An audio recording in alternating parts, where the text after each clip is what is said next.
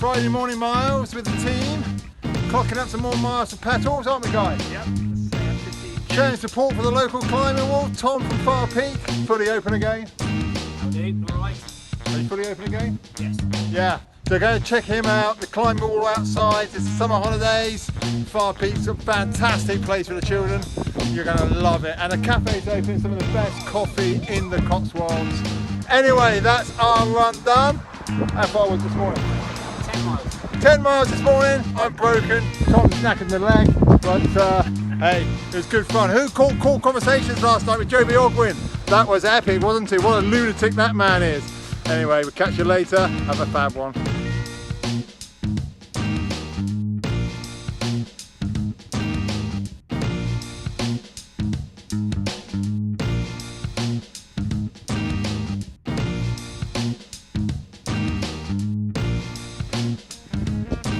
It's Monday morning. I think you all know what I make on Mondays. I love Mondays. Probably wondering why I'm out in a jacket this morning. Well, unfortunately, I've injured my leg, which means that I can't run at the moment. So I'm just out walking my standard running trail, and it's actually really cool because look at this thing here. It's not quite a hedgerow, but it's all wild grass. There's so much stuff. There's so much stuff you get to see when you're walking as opposed to running. I'm really enjoying this. Really enjoying it. So who caught up with my conversation with Joby Ogwin over the weekend?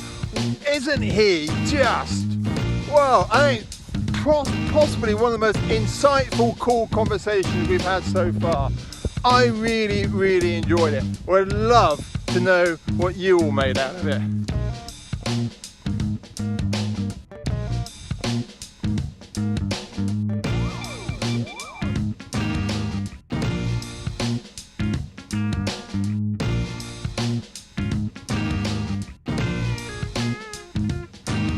Shirts off, it's a hell yeah Wednesday. Look, there he is. There he is. Not hiking today. So you might notice something a bit different. I've pulled a hamstring. So back home off games, rehabbing it so that I can go climbing on weekends. And what I found I've had to do is to employ a stunt double. And these things happen, You've got to roll with the punches and expect the unexpected and deploy that skill that I think we all need to master, which is to handle the curveballs when they come in. But I'll be honest with you, it wasn't easy. Sitting there at home, looking at my trainers, it's hard. I was really demotivated. And I was thinking, can I do it? Can I do it? Can I let her go out there? Will she run that trail quicker than me? Will she look better than me on Instagram stories? Will Otis end up liking her more? But do you know what? We all know this. At the end of the run, however demotivated you were at the start, getting out there, getting it done, it feels amazing. So if you're finding it hard this morning, if you're demotivated, I tell you, just lace up those leisure trainers and send out your stunt double. Oh, and make sure you tune in tomorrow night, 6 PM, British summertime. Cool Conversations. We have got a fantastic guest on the show. You won't regret it. You not want to miss that. But for now, you know it. We're in this together. We're going to get through it together. Let's get it done! Come on, Oates.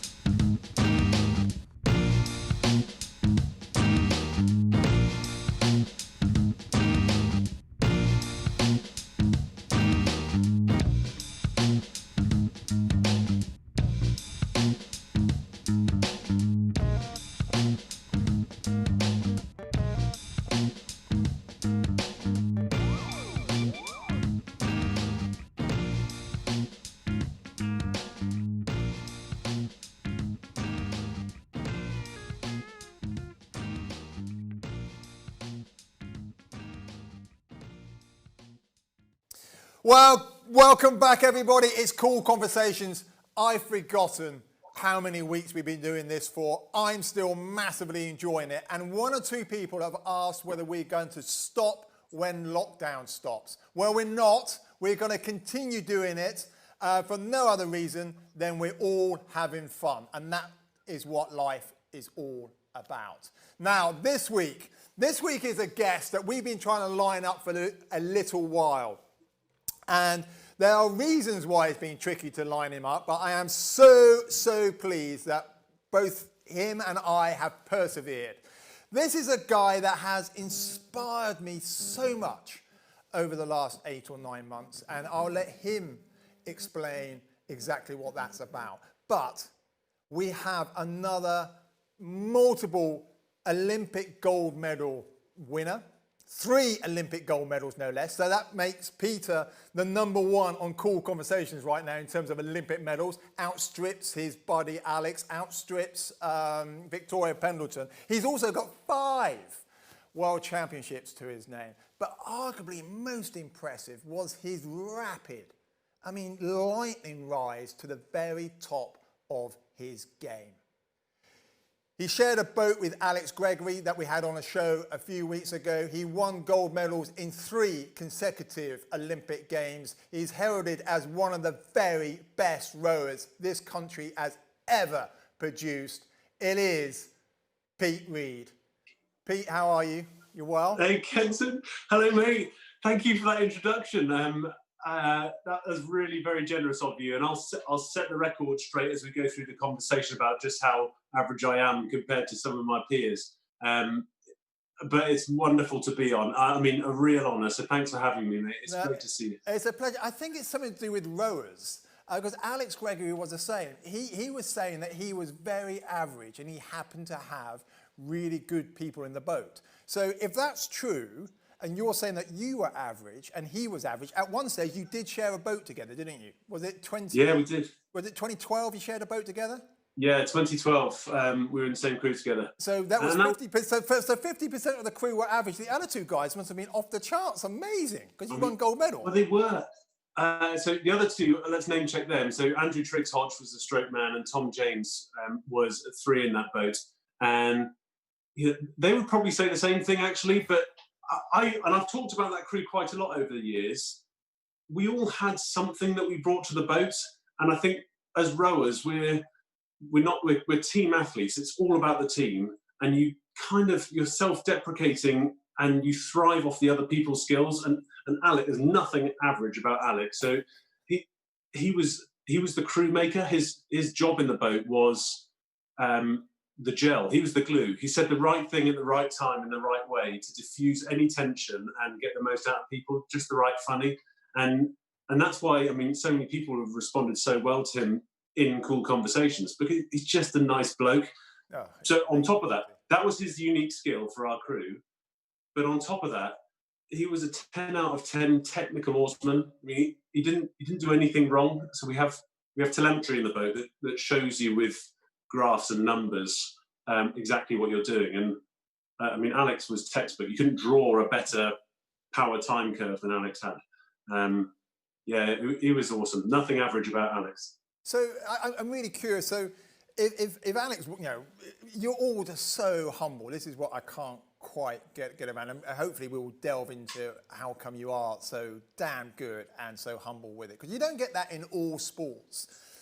But if Alex was brilliant technically, I wonder where you fit into things, because you first got on an ergo in 2001, and was it 4 years later? So you never rowed before. 2001, you sit on an ergo. 4 years later, you're world champion. Just talk us through that journey, that very brief journey from never sat on an ergo. I'm blown away by it. Just try to unravel how that happened. So I'm going to sound like Alex here, but I was always with good people. I'll talk about that in a second. I got very lucky. So let's talk through that. So I joined the Navy in 1999. So I was a serving officer under training when I first used a rowing machine, and posted the fastest time in the fleet that year. So it was it was a 1K challenge that was fleet wide, and I was on the upper deck of a ship, HMS Exeter, out in the Gulf, and my time, if anyone's interested and wants to have a go, my time was 3:05, 3 minutes and 5 seconds to go 1,000 meters flat out. And I mean, even looking back now, it's a pretty good time for the first time we've ever sat on a machine. I did it all wrong, but I was big and strong from training and motivated and just a young kid. So I'm really intrigued. So I've got an ergo at home. It's a despicable machine. What were you training for? So you must have had power. I know you're 6'6". You know, Alex is about the same sort of height. You all are big guys. I remember meeting you for the first time and being somewhat shocked by how big you actually are. Was it just raw power that you were pulling the ergo, or was it something else in there? Well, being tall helps. So I'm 6'6". We'll get into it. I'm not 6'6" anymore. I'm more like 4 foot, but we'll get into that. We'll get into that. Yeah. So I'm 6'6" when I'm standing up, and about 100 kilos. And I just had my cardiovascular engine's big. I much later found out that I've got the world's largest recorded lung capacity. Oh, I love this. Yeah. That helps a lot. But I mean, they're just the cards you're dealt. So I've got big lungs and a big heart. And part of military training is a lot of fitness and a lot of strength. So you add all those things together. And finally, I found a sport that I was good at. So previously, all through my childhood years and school years, although I did a lot of hiking and cycling, I spent a lot of time in the Lake District with my family growing up, but I was never good at sports. I was rubbish at rugby, rubbish at football, very, very poor basketball player. And I'm not being humble here. I mean, I was very poor. But you're so tall. I mean, surely there's got to be some correlation there, or was eye-hand coordination a bit rubbish for the? What are you trying to say? You catch like a girl, is that right? I'm going to get into trouble. Something like that. And just no ball skills. But typically, rowers are terrible at ball sports. So I found my sport in 2001. I got encouragement because I was on a scholarship. So after my training, I went to the University of the West of England, and started rowing in my second year there, actually. So my second year was 2001. In September, I sat in a boat for the first time.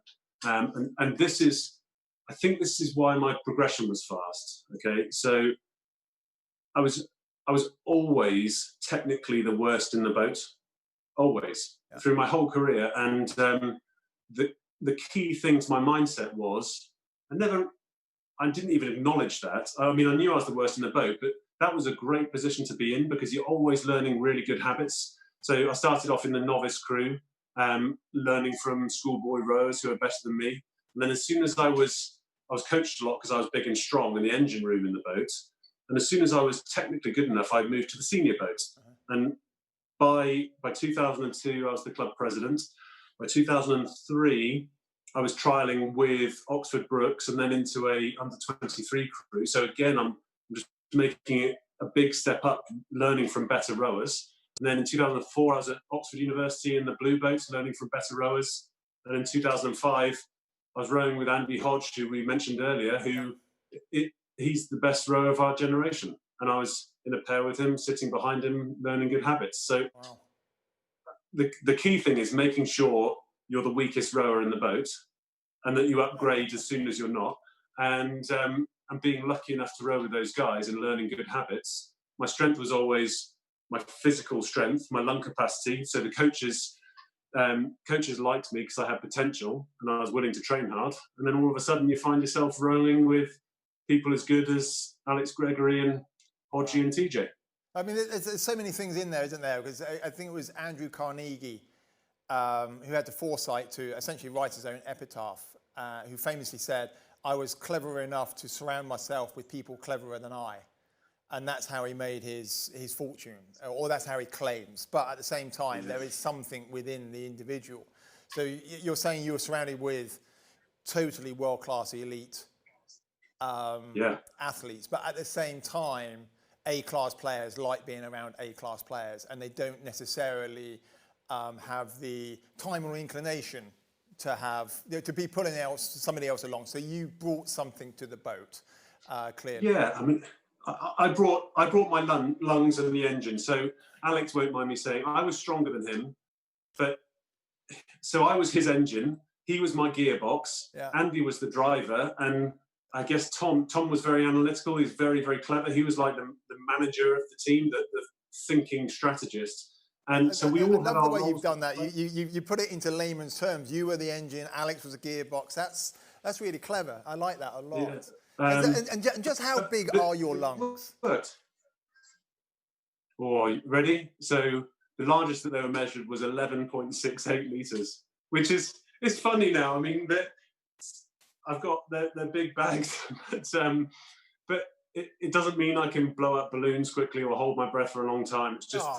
You have a new career as a party, like a children's party hosting. You'll be blowing up balloons. Oh, that's I'll sit around the back. The entertainer can do the entertaining. Alex can do the music, and I'll blow the balloons up. Perfect team. Now you mentioned 2005, so you seem to be very, very good at winning races by a hair's breadth. And you won the varsity boat race, second time of asking. Apparently it was the heaviest boat at the time. And it was one of the closest races on record. Just talk us through the roller coaster that, if you can remember that far back, the roller coaster of emotion that race must have been. Because it went to the wire.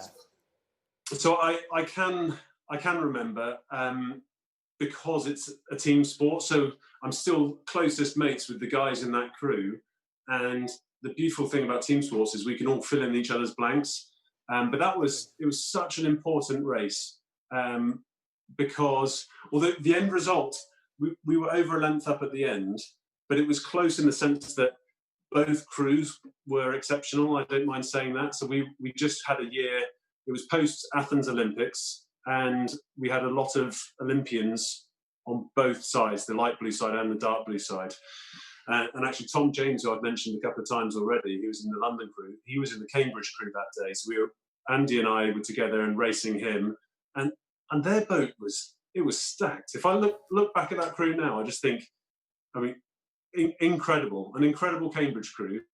And then I remember the day before our race thinking, how on earth are they going to beat us? I don't care how incredible they are. I just went down the list of names in our crew. You're going to beat Andy Hodge and Jason Flickinger and Mike Blomqvist and Chris Leafsky. No way. I just can't see it. And I've always drawn a lot of my confidence from the other people in the crew. I just think that they're too good to be beaten. And the race was amazing. I mean, the boat race is something special. It's part of history. Big day. And then fast forward a couple of years later, or I think it might have been 2012, against the Australians in the final for the gold medal. And they were winning all the way. And then you picked them right at the end. And because I kind of want to move on away from rowing, because but I'm just curious how the strategy works. Is that a case that you look across and you're like, right, guys, we've got to pull that little bit harder? Or you just stick to the strategy that you had and hope that they... I mean, but what's the... It's the final little bit of the Olympic final. You're behind by whatever distance from the Australians. What happens next? How do you draw that back? Because you did draw it back, almost against the odds, and you won by a hair's breadth, what, 1.2 seconds, 1.3 seconds? Yeah, it's not much. Not much at all. I mean, where does that surge come from? Is it planned? Is it in the spur of the moment? Is it a collective thing? I'm just curious how it works. That race definitely didn't go to plan, and it wasn't our best at all. But I think the key thing in that race, and it should have always been between us and the Australians, but we were in fourth place at halfway. I mean, in a terrible position. And open water down to the Australians.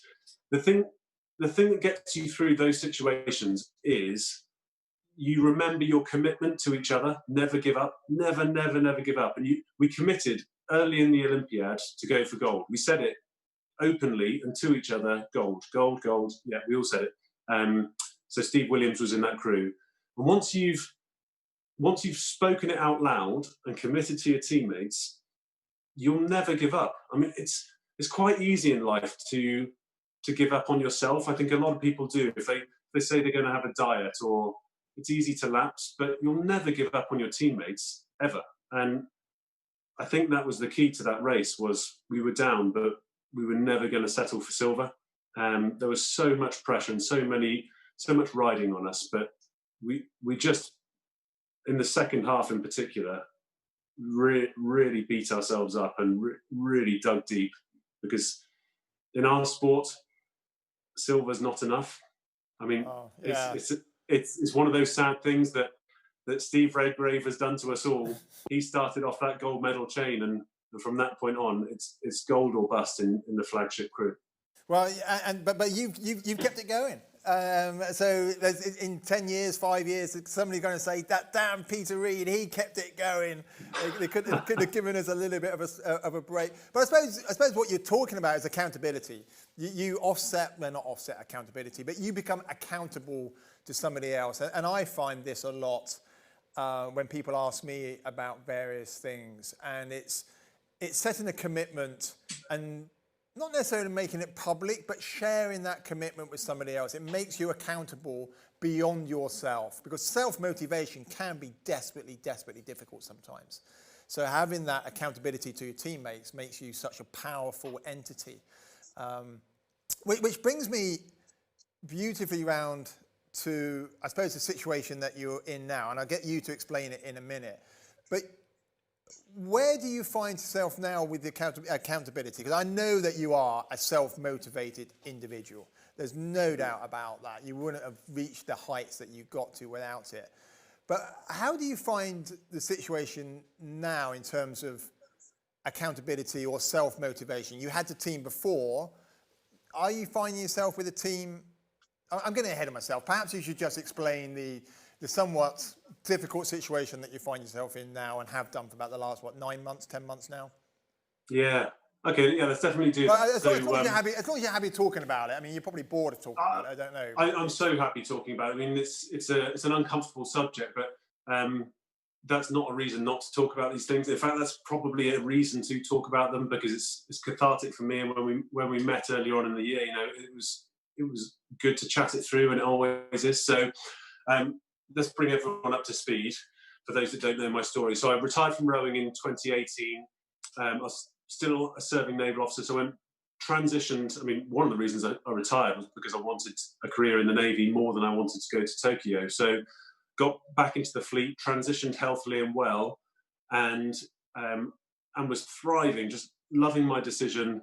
And then in September 2019, which was only 9 months ago, I found myself, to cut a long story short, I'd had a spinal stroke. So most people know what strokes are. It's when you get normally a blood clot in your brain, but 1% of strokes are spinal strokes. So it's when the artery that supplies blood to your spinal cord gets impinged or blocked, then you don't get the oxygen supply to your spinal cord, and the cells in your spinal cord die. Now, what happens there is when messages get sent down this massive motorway of traffic to the rest of your body, and suddenly the motorway is out, blocked, closed. So right now, my arms still work, and everything that, if you're watching, everything you can see down to my chest still works well.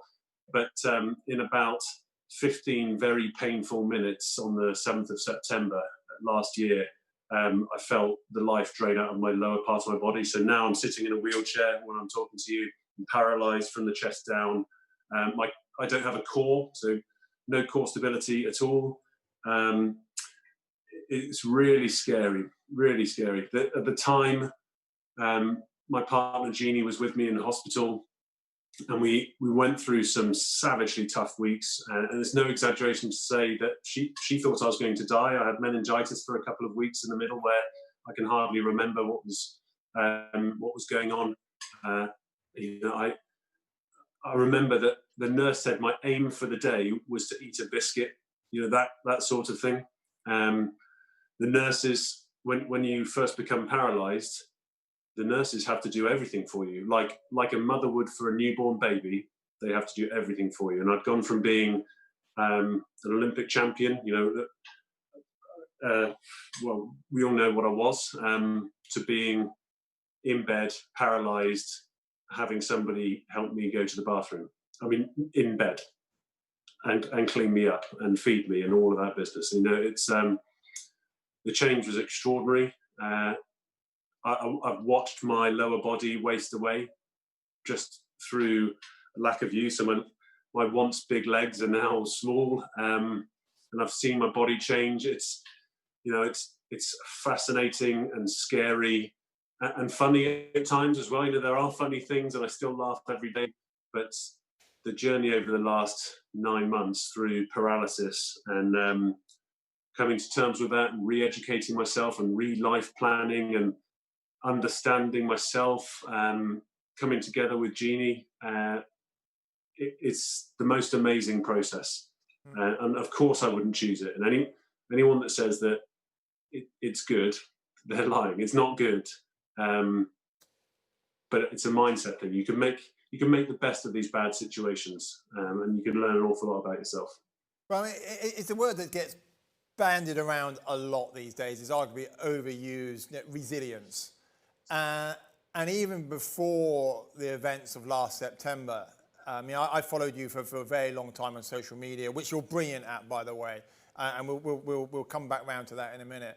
But you are one of these people that has always shown a deep resilience in what you do. And I think, you know, having met up with you early in the year, and you know, follow you on Instagram, and we interact from time to time, I get the impression that you are showing, well, obviously life has changed, but the level of resilience that you show now compared with what you would do before is exactly the same.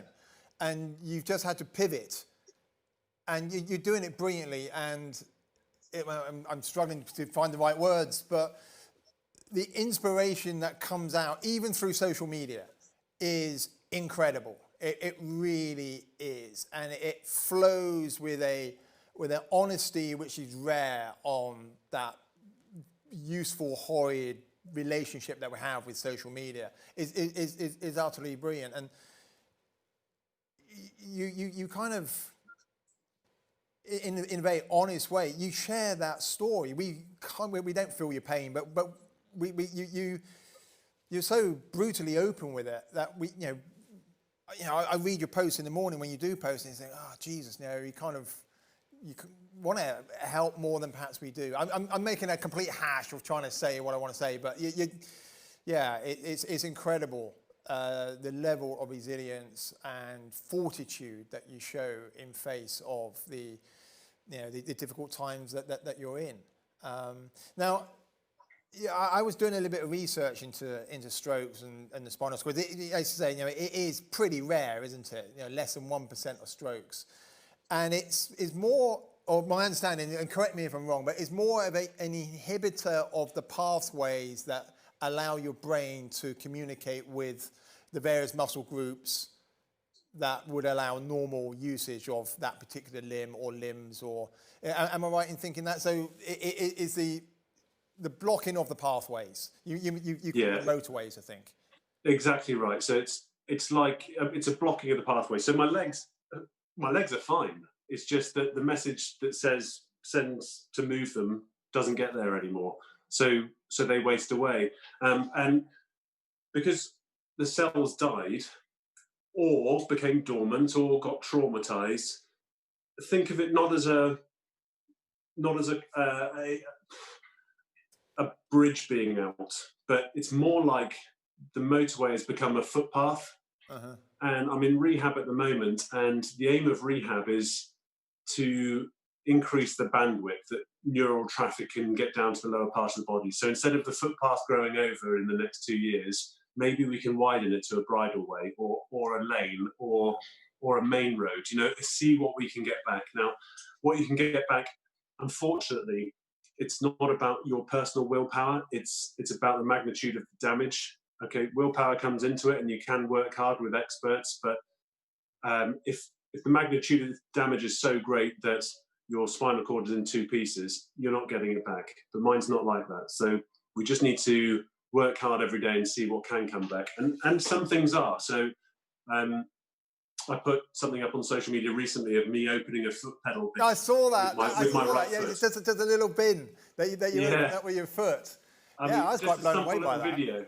Oh, it's so good. And it felt great. So my foot can extend slightly and press something down. It's so weak. And I can do it once before I'm knackered and have to recover again. But it's something, and we can work from there. But as the months go by, and this is a very hard thing for me to deal with, because my nature is to set a goal, Olympic gold, and work towards it for 4 years to new standards with a team. And in this case, as the months go by, we don't know what the end goal is. I mean, initially I thought it was going to be get back onto the commando course or get back running again. But as the rate of progression is very slow and the amount of time we have to improve is finite, I can't extrapolate out my progress and get back to even walking again. So I'm not going to give up on anything, but I need to be realistic that, and this is really hard to talk about, I need to be realistic, because if I'm not realistic about it, I'm just kidding myself. So on part of myself is, right, I'll get back to walking again. The other part is maybe standing or maybe just be healthy. And it's a very, very difficult balance and goes against my nature, but I'm trying to find the right balance. It's about it's always, so I say, I mean, I looked into strokes a little bit, and it's about 2 years or so, is it not? That's the sort of recovery time where they would expect, or the medical experts would expect, the majority of recovery from a stroke is, after 2 years, the amount of recovery to be expected is minimal. That's that's pretty right. much correct, isn't it? Yeah. So it's that, as I say, trying to rebuild, but it's trying to reopen the pathway or stop it overgrowing, as you said in that. Yeah. So my aim now is whatever I can get back, whatever's physically possible, get it back.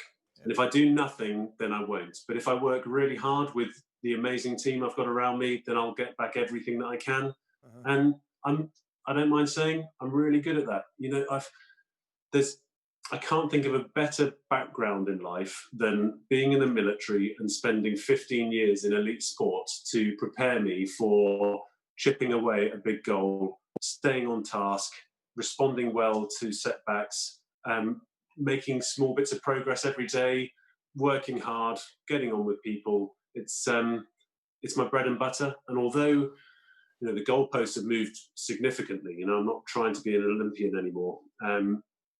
That doesn't matter as long as I don't dwell on what I was before or think about where my life was going. I don't think about that parallel dimension. If I just think about now and the progress I'm making every day and comparing myself to yesterday, then I'm satisfied every single day. You know, I laugh every day. I think I'm proud of the achievements that I make every day. And, you know, when I fail, it's okay. I'm so used to failing. In the introduction that you gave me at the start was wonderful. It talks about my real highlights, but what it doesn't say is that every day, Alex and I and Andy and Tom, we failed every single day, time after time after time, and we got so used to our strokes not being good enough and our weights not being heavy enough that now, whenever I fail, it doesn't break me. You know, I'm welcome that, because it's an opportunity to learn a bit more and be a bit better. So I think I get the same satisfaction now than I ever did. But before, it was for getting a PB on the rowing machine or winning a race. Now it's for making my own bed or getting back into a wheelchair when I've fallen out, or driving a car for the first time with hand controls. You know, they seem so minor compared to my old life, but now that I'm satisfied every day, and I'm happy with failing every day. Right. So it's great. There's really, I was reading, I forget what the book was. I've been reading so much during lockdown, it's unreal. But I was reading something the other day. It's something which I suffer from a lot. I look around me and I quite often compare myself with others. And this particular passage in the book that I was reading was, you know, try not to do that, but compare yourself to where you were, to where you are now. And that's not necessarily, I suppose, in your instance, is quite hard, because if you look too far back, you perhaps see something else. But if you compare yourself to where you were yesterday or last September or when you had meningitis, the journey is one of continued improvement, continued gold medals, or however you want to quantify it. I've got to ask you this question. I was umming and ahhing whether I should ask you this question or not. It's probably a little bit hard because I think, as you know, I was in a wheelchair for a while after a climbing accident. Yeah. Have you bunny hopped it yet? Can you wheelie it and bunny hop it? Because that was my goal when I was in a wheelchair. Must be quite hard. Wheelies. Core strength. Wheelies, I'm good. Yeah. So back wheel balancing. I need to put some videos on to show the public. But back wheel balancing is so important, and I've got that cracked. But bunny hopping, because I haven't got the core strength, I can't lift my shoulders up and hold on to my chair. So I don't think I can do it. It won't stop me from trying. But wheelchair skills are important. Oh, they're desperately. I suspect you probably got one of those all singing, all dancing ones. I just had my injury was minuscule in comparison, but I spent the best part of 4 months in a wheelchair with one of those really old clunky NHS ones, which I don't know how much it weighed. You could become an Olympic lifter just carting this thing around, trying to get in it. Yeah, I know the sort. So when you say about driving, have you got to a situation that you can drive again? Or so now I've got a set of wheels now with hand controls in, so I can get myself into the car, get my wheelchair in, and I've got my independence back to travel around. Just as COVID came in and I had to be locked down again, but that's okay. We're out and about a bit more now. It's a big deal having a car again. Because you feel a lot less like a patient and more of a functioning member of society that can work and contribute and get around. It's a big deal. I'll definitely put some stuff about that. How on earth do you get your own wheelchair in the car? I mean, it's a very personal question. I'm really sorry, but I can't, having been in a wheelchair and having struggled getting from the wheelchair into the car, and I had 2 broken legs, but I had core strength and my legs did kind of work when I needed them to. But I couldn't imagine getting the wheelchair folded up and in the car. Yeah.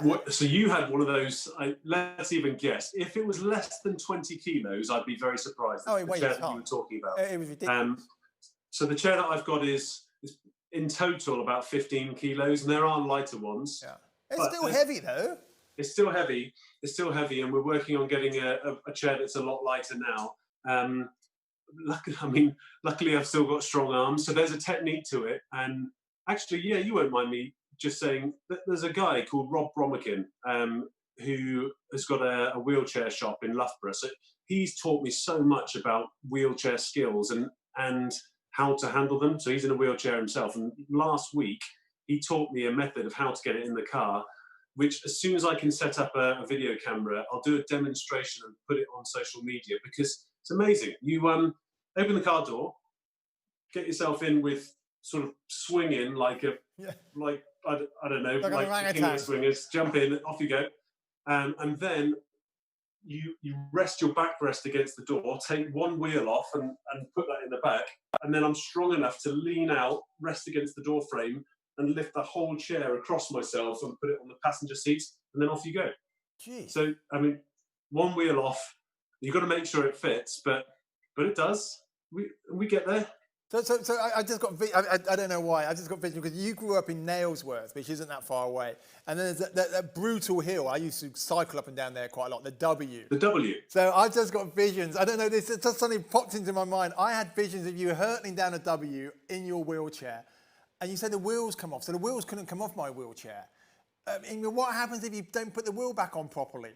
And you're going down a W, and your wheel comes. It's a comedy sketch right there. The wheel comes past you, and then you got to balance down. That would test your wheelchair skills, Chief. Oh God, a bit of tea just came out of my nose.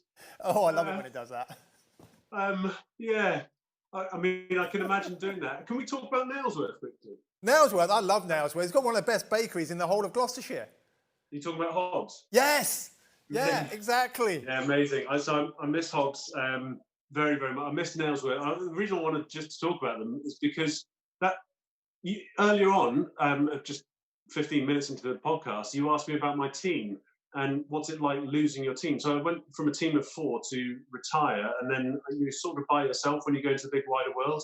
But my team, I feel like it's grown, and it's grown by the size of the Navy, and the size of Nailsworth, and the size of the public support around my injury now, and the size of wider sport.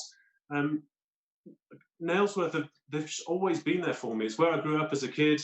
It's where I've got 2 gold post boxes there. I was just so my accountant is in Nailsworth, and I was walking there the other day, and I passed a gold post box, which is the whole throwback to the 2012. And as you were mentioning that, I was thinking, I wonder if that's his. That's epic. Yeah. You've just made my day. You make my day so often through your social media stuff. You made my day again. You're epic. Thank you, mate. Thank you, mate. Yeah. No, well, so thank you to Nailsworth. I mean, they've always got my back. The town crier's name is Tony Evans, and he waters the flowers. There are flowers around my gold post boxes, golden flowers that grow in pots, and Tony waters them to make sure they still grow, and the community look after them and make sure they're clean, and I get messages of support. It's it's only when you grow up in life you realise. I realised how lucky I was as a child to grow up in Nailsworth and in the Cotswolds. How lucky was I? What a brilliant place. It's a beautiful spot. And one of the reasons why we're doing the whole cool conversations thing is the Barn Theatre in Cirencester with lockdown and COVID, and this is one way that we can try to continue to build an audience. We're taking everything online, and anyway, it's the same sort of thing. It's that community which you realise, and I think we might have said this before we got on air, I can't remember, about you don't realise how important something is to you until, to a certain extent, it's taken away. And to potentially lose the Barn Theatre and what it represents to the community would be devastating, absolutely devastating, which is I totally agree. The premise behind Cool Conversations to a certain extent. Now, I'm going to hit you up on this social media. Now, I know we all have a bit of a love-hate relationship with it. I certainly do. And there's so much noise and fluff and rubbish on social media. And it was a couple of years ago, you did your athlete advice. Oh, yeah. 365 days. And there were a number of things on there, but I'm going to read one out. You probably can't remember. I'm going to put you on the spot. Number 348. I bet you can't remember what it was. You put 3. So for the viewers, I'll explain it for you because you're far too humble. A couple of years ago, was it just after you retired? Pete decided that what he would do is offer advice starting 1st of January for one whole year, every single day. There were nuggets of pure gold. Honestly, they were incredible. And number 348, I wrote it down at the time, relationships, prioritize this, i.e. the relationship that you have with your wife, your spouse. That's what I inferred into it. Because if you don't get it right, it impacts your performance. When your relationships are strong, your performance generally enhances. And then you went on to say, be with the right person. And the key things to hone in on, kindness, 50-50 giving, support, thought, independence, trust, positivity, fun, communication, understanding, and patience. And pretty much every single day when you were posting things, it was unreal, the impact that it had, not just on myself, but I'm sure on the public in general. But it was that one, almost more than anything else. And I was really curious that was one of the last ones that you posted, 348 out of 365.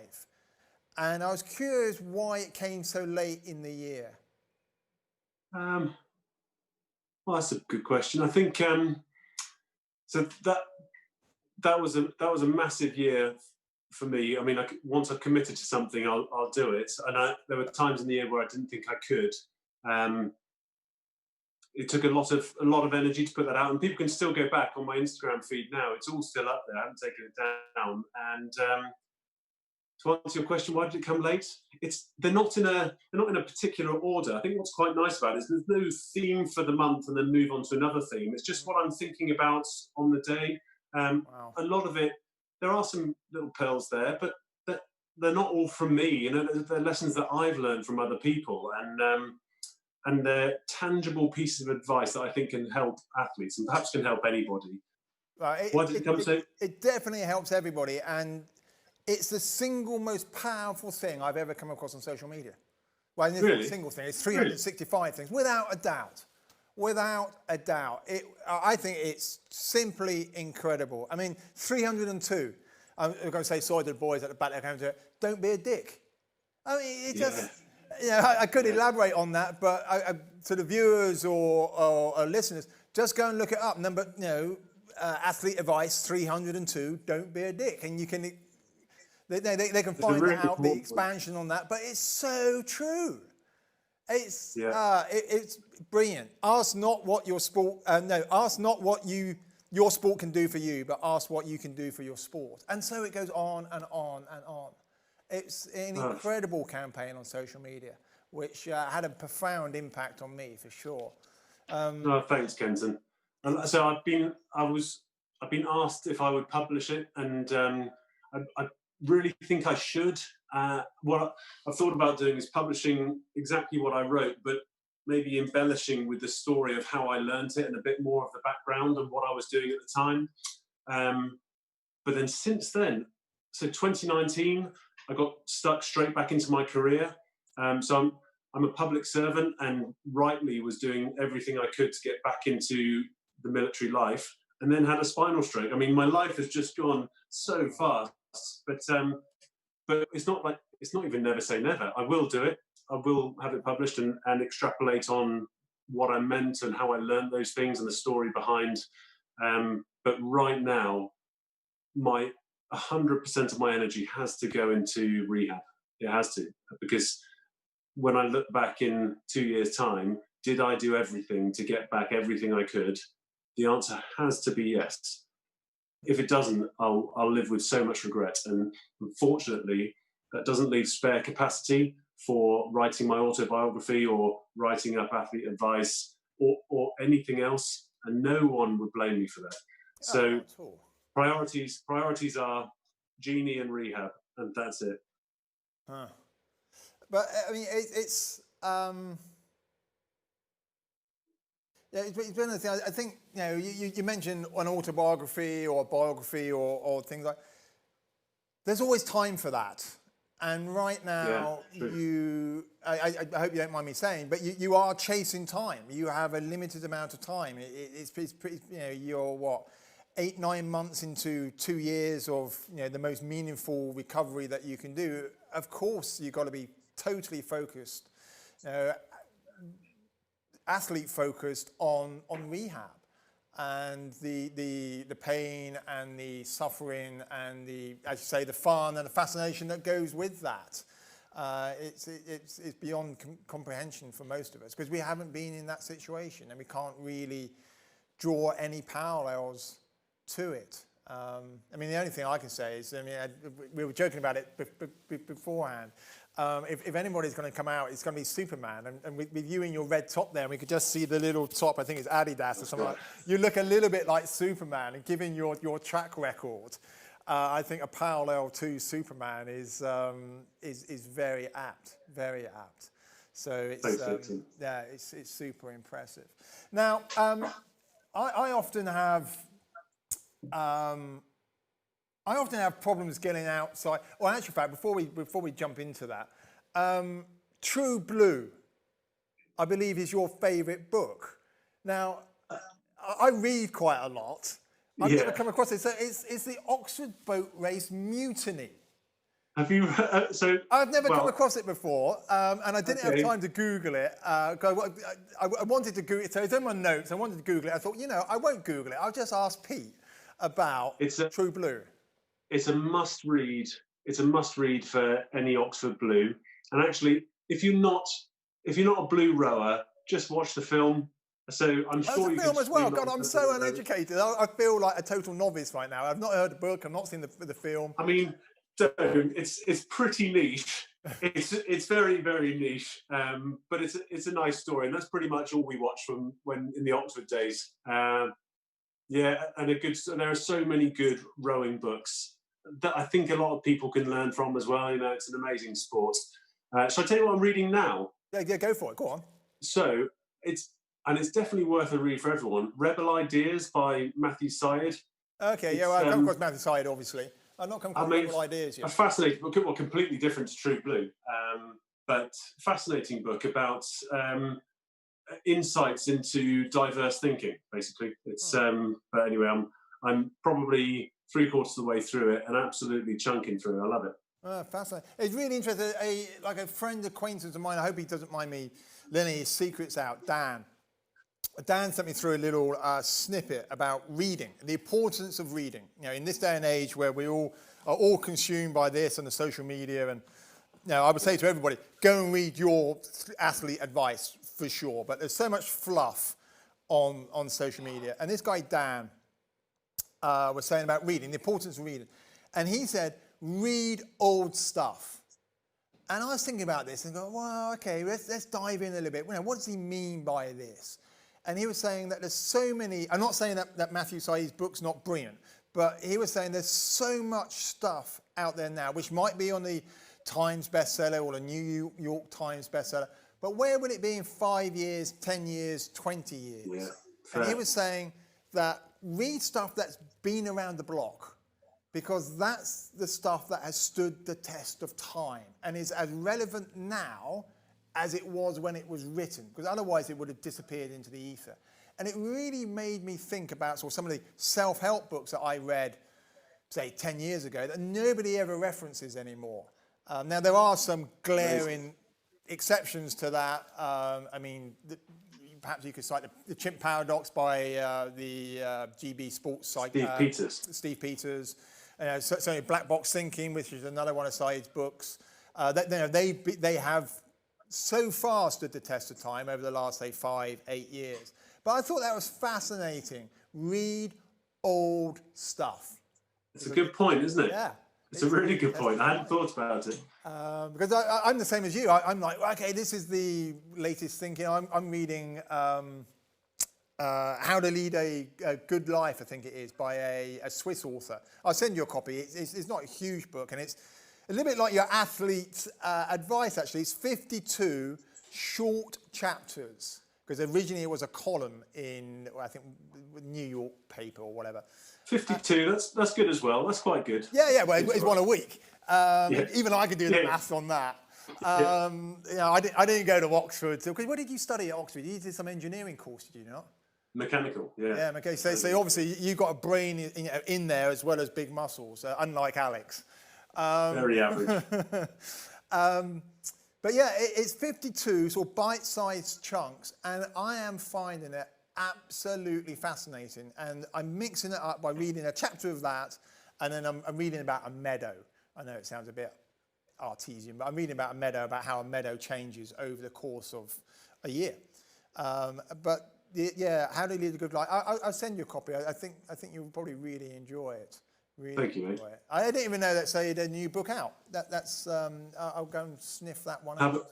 Have a read. And speaking of books, I can't remember the name of her book, but can I? This will sort of neatly wrap up a little bit. So the first time I ever heard your name, it's probably more than 10 years ago when Tori James came to talk to us. So. Tori, for those who don't know, is a mountaineer, and I'm probably getting my facts wrong here, but she was the first Welsh woman up Everest.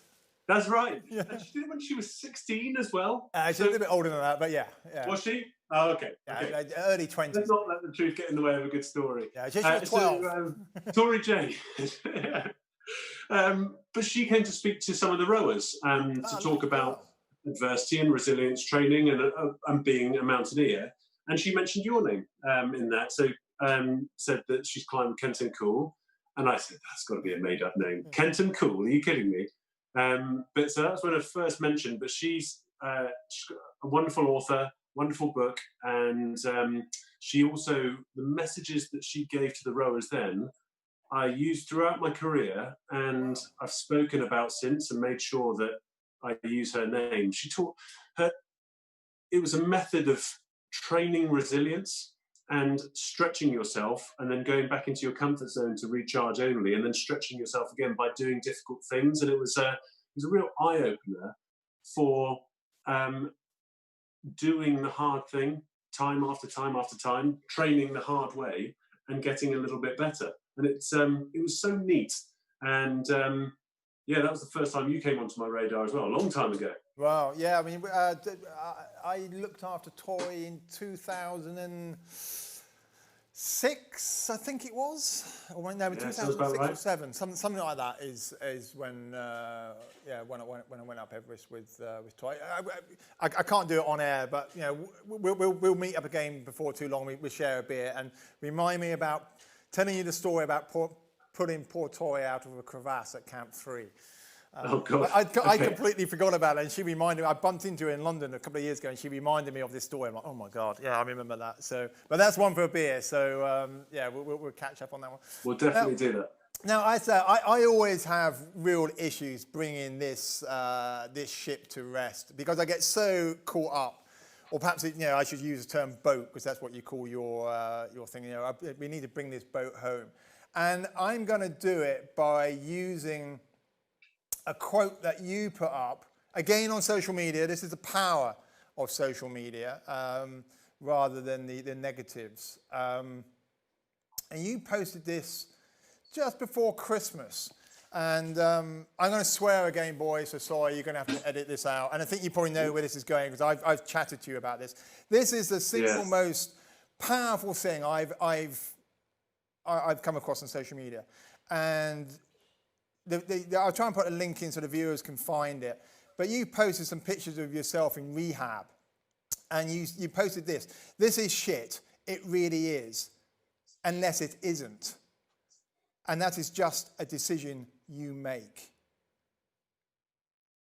And I just remember reading that thinking, oof, that is impactful.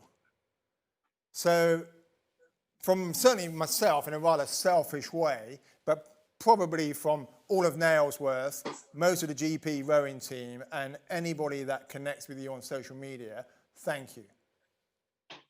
Pleasure, Ken. Yeah, I think a lot of people are going through a lot at the moment, especially at the moment. It's a very tough time for everyone, and we've got tough times ahead as well. You can see my wheelchair. It's very obvious, but often you can't see other people's wheelchairs metaphorically. You know, we've all got something, and I do too.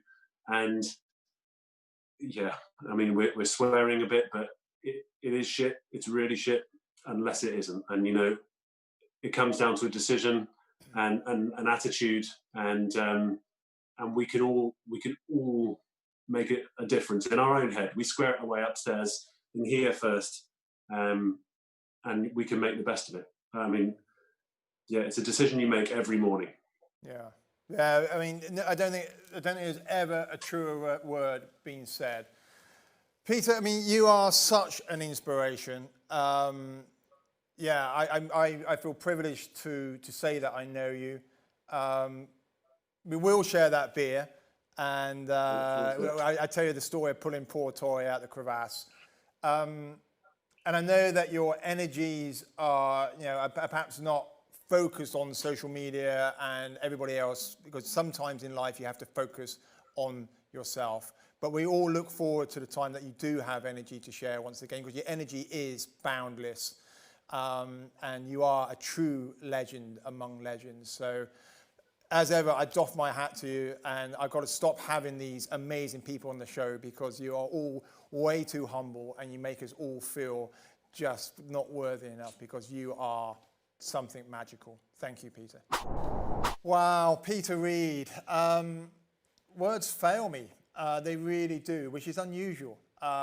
If you know me, everybody knows that I like the sound of my own voice, but yeah, don't quite know what to say. Found that very powerful, very, very powerful. Do go and look him up on social media. Please do go and check out his athlete advice. I think it was from 2018. It's on his Instagram and on Twitter as well. Really, really powerful from the heart stuff. So yeah, Peter, just once again, thank you. Good luck with everything. And I really do sincerely hope that I get the opportunity to share a beer with you one day very soon. And then I suppose on other news, our competition from last week after the show with Joby. God, what a show that was. What a roller coaster. We have a winner, so go and check your inbox. One lucky winner will win that year's subscription to the FatMap Explore. Thank you again to FatMap for providing us with a prize. If you haven't come across FatMap, do look them up if you're into running, mountain biking, skiing, mountaineering. It is a fabulous, I mean truly fabulous 3D sort of online mapping device, which is it's sensational, to be honest. So we do have a winner for data protection. Apparently, I can't say what the name is, but look into your inbox. It will be there, and once you say that you're happy, then we can